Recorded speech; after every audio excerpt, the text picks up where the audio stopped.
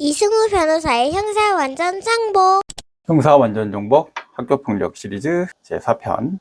저는 형사 완전 정복 이승우 변호사입니다. 자, 오늘 학교폭력 관련돼서 따돌림, 괴롭힘, 그리고 가스라이팅, 이렇게 좀 잘 보이지 않는 폭력에 대해서 이야기해 보려고 합니다. 자, 저번 편에서 주먹보다 말 관계가 더 깊은 상처를 남긴다라고 했죠. 실제 요새 주먹으로 하는 경우도 있겠지만 말과 관계되는 여러 가지 일들이 더 많고요. 말 갖고 싸우거나 말 갖고 상처 주는 일들이 많은 것 같아요. 자, 오늘 집단 따돌림과 관련돼서 좀 이야기를 나눠보도록 하죠. 이승우 변호사의 형사 완전 정보. 가시죠. 자, 우리 친구들은 따돌림 이거에 대해서 좀 많이 생각해 보나요? 사실 초등학교를 다니고 있는 제 아들에 대해서도 이런 여러 가지 교육들을 좀 잘 시켜야 된다라는 생각을 하면서도 충분한가? 또 너무 이렇게 해서 친구 관계를 협소하게 만드는 건 아닐까? 이런 고민들이 굉장히 많이 듭니다. 아마 저만 그런 생각을 하는 건 아니고 여러분들의 부모님, 이 방송을 직접 듣고 계시는 부모님들도 아마 그런 생각들을 많이 하실 거라고 생각을 해요. 자, 일단 따돌림이 뭔가부터 좀 봅시다. 한 사람을 이제 고의적으로 무리해서 배제하거나 심리적으로 고립시키는 행위를 말합니다. 자, 법은 학교폭력예방법 제2조 제1호에서 이런 심리적 고립이나 무리해서 배제시키는 따돌림 행위로 신체, 정신 또는 재산상의 피해를 일으키는, 수반하는 행위다라고 보고 있어요. 자, 오늘 이제 우리가 다뤄봐야 될 부분 중에 하나가 이제 왕따라는 건데, 왕따라는 표현은 이제는 사실 거의 사용하지 않을 정도로 그런 행동들은 좀 많이 수그러들었습니다. 오히려 은따, 은근히 따돌린다, 모르게끔 배제시킨다, 이런 것들이 더 심각한 문제를 생각을 하게 됩니다. 그보다 더 훨씬 깊은 게 가스라이팅 영역인데요. 가스라이팅과 관련된 문제는 사회적으로도 많이 논의가 되고 심리적으로도 굉장히 고민이 많은 그런 분야가 되게 됩니다. 그 문제와 관련돼서 평상시에 준비를 하는 것들은 마치 블랙박스가 고장 났을 때 그걸 교체하거나 수리하는 형태로 하는 것들이라고 생각이 되고요. 이 문제와 관련돼서 미리미리 내가 고칠 수 있으면 가장 좋겠으나 내가 그걸 신경을 못 쓰고 있다면 누군가 이야기할 때 이야기해줘서 고마워요, 그러니까 그렇게 합시다 라고 해줘도 좋은 거죠. 자, 오늘 가스라이팅 관련된 이야기로 가보죠. 자, 가스라이팅이 자꾸 문제되는 것은 자기 의사결정을 함에 있어서 자기 선택과 자기 자유를 충분히 생각해 볼 수 있는 시간과 기회와 에너지를 우리 친구들이 빼앗기기 때문이 아닐까라는 생각도 들어요. 가스라이팅 문제는요, 이미 한참 전부터 문제가 되었다라고 하고 있고, 자유에 대한 고민을 하는 사람이라면 사실은 쉽게 발생할 수 없는 그런 문제가 아닐까 라고 생각이 되기도 합니다. 이 사건 하나 볼까요? 서울고등법원 사건인데요. 중학교 3학년이던 학생이 있었습니다. 같은 반 학생들로부터 지속적으로 언어폭력과 금품갈취, 강요, 협박을 당했어요.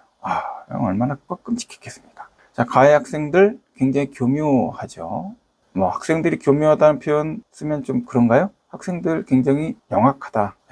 많이 보고 배우고 학습할 수 있는 다양한 수단이 있으니까요. 처음에 장난처럼 다가가서 신뢰를 썼습니다. 그 다음엔 우리끼리만 아는 일이야, 넌 그냥 우리 말만 들으면 돼, 이런 식으로 심리적 지배를 이어갔다는 거예요. 자, 어느 순간 자존감을 무너뜨립니다. 스스로를 비난하면서 가해자들한테 굴복하는 거죠. 자, 이거는 좁은 공간, 넓지 않은 사회관계, 그다음에 그로부터 발생되는 압력, 이런 것들을 고려했을 때 발생될 수 있는 문제고요. 친구 관계라는 게 굉장히 협소하지 않습니까? 지역적으로도 굉장히 협소하죠. 넓게 벗어날 수 있는 시간적인 에너지와 공간이 크게 열리질 않습니다. 부모님도 바쁘신 경우들이 많죠. 두 분 다 경제적으로, 정서적으로, 문화적으로 굉장히 여유가 없을 수가 있습니다. 그럼 그거는 우리 사회가 좀 그런 문제가 있어요. 수도권 지역이 더 좀 심하고요. 전국적으로도 사실 보면 다 바쁘십니다. 자, 그렇게 되다 보니 법원이 이 문제와 관련돼서 내용을 살펴볼 때에는 이미 이 친구는 오랜 기간 동안 굉장히 큰 피해를 입은 상태였겠죠. 피해 학생은 지속적인 언어폭력과 성적 언행, 성적 비난도 있었군요. 자학적, 자책적 사고와 낮아진 자존감으로 이성적 판단불능 상태에 처했다. 이성적 판단불능 상태, 이게 심리 지배의 결과, 가스라이팅에 의한 정신 지배의 결과로 학교폭력이 된다라고 판단한 거예요. 이 문제가 왜 이성적 판단이 불가능한 상태까지 만든 거예요. 이성적인 판단불능 상태를 만들 때 처음에 시작은 어떻게 됐다고요? 여러 학생들이 교묘하게 장난처럼 신뢰를 쌓고 차근차근 그 학생을 무너뜨려 갔다는 거죠. 자학, 자책적인 사고와 낮아진 자존감을 만들어냈다라는 거예요. 자, 가스라이팅이라고 할 때 함부로 가스라이팅이라는 단어를 써서는 안 돼요. 그렇지만 가스라이팅은 분명히 단순한 따돌림은 아닙니다. 이것은 심리적 지배다라고 하고 있고 정신적으로 누군가를 감금한다라는 표현으로 사용되기도 합니다. 공간적으로는 열려있는 것 같이 보이고 폭력도 개재되지 않는 것처럼 보일 수 있지만 그러나 그 틀 안에서는 언어폭력과 따돌림, 강요 행위가 결합된 형태로 평가된다라는 거예요. 자, 특히 청소년 집단 내에서 가스라이팅은 너는 우리 아니면 아무것도 아니야, 이런 심리적 세뇌 상태를 만들어서 피해자와 가해자들 사이에서의 상하관계, 주종관계 이런 것들을 형성시키면서 무력화시킵니다. 자, 이렇게 보면 이 내용과 관련돼서 피해자가 다른 구명줄이 있거나 연결될 수 있는 통로가 있었다고 한다면 이렇게까지 갈 수 있을까라는 생각을 또 하게끔 만들죠. 하지만 이 부분을 벗어날 수 있는 에너지가 없는 피해자는 마치 곰팡이나 지의류가 갖고 있는 이 고리에 걸려 있는 형태로 붙잡히는 것 같이 트랩에 빠지는 것 같은, 빠져나올 수 없는 상태가 돼서 스스로의 판단력을 상실하고 가해자들에게 종속되는 상태에 빠진다는 겁니다. 물론 인정받기는 상당히 쉬운 문제가 아니에요. 자, 법원은 학교폭력과 관련돼서 무엇을 중요하게 생각한다?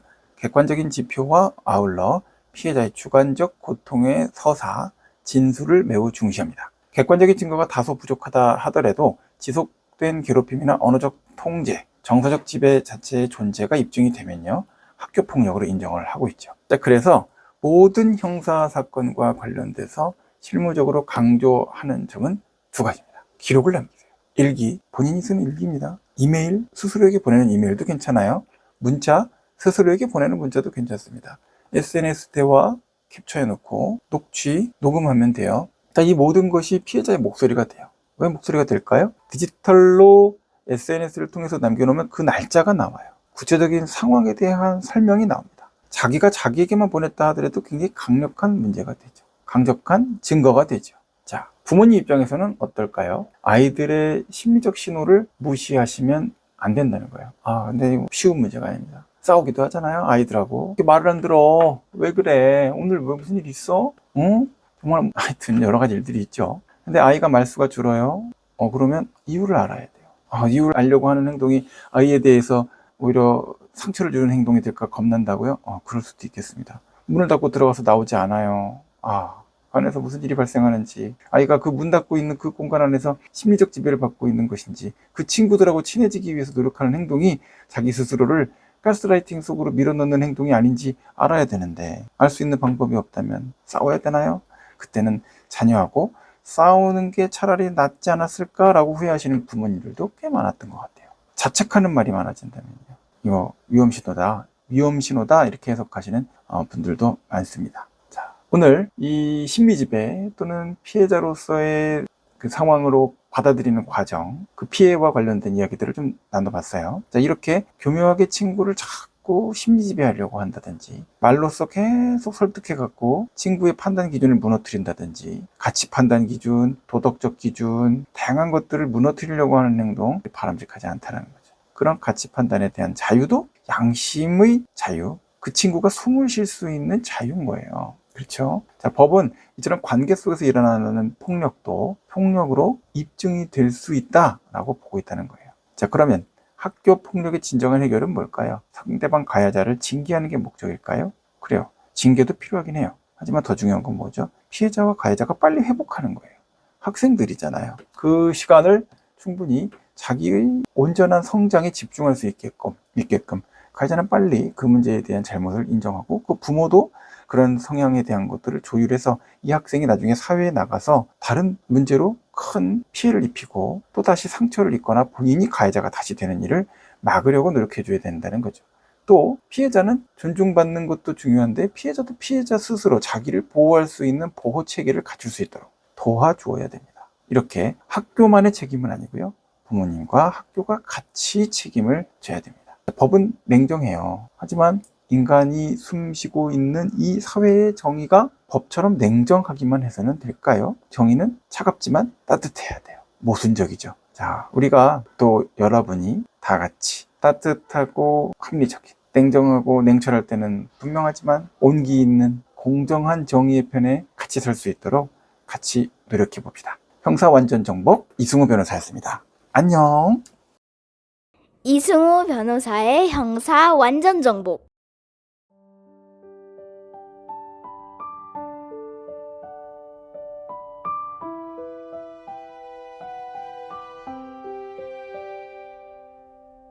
은하수를 건너서 구름 나라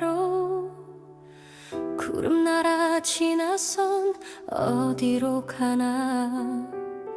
멀리서 반짝반짝 비치는 건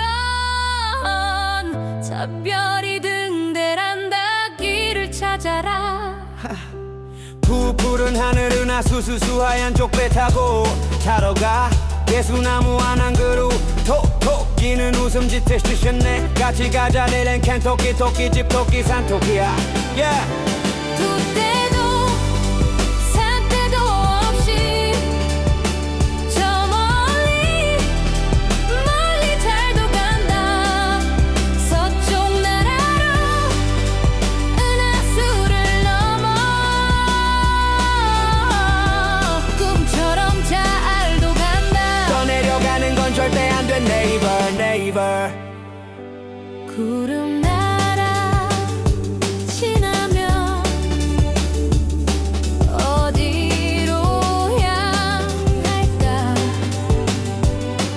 멀리서 반짝이는 새별은 길을 비춰.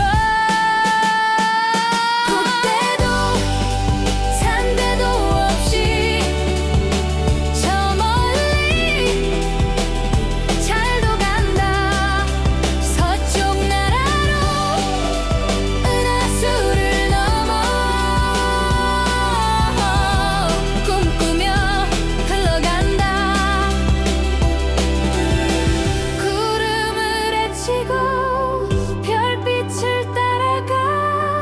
은하의 끝에서 새로운 세상 봐. You are my captain. 저 때도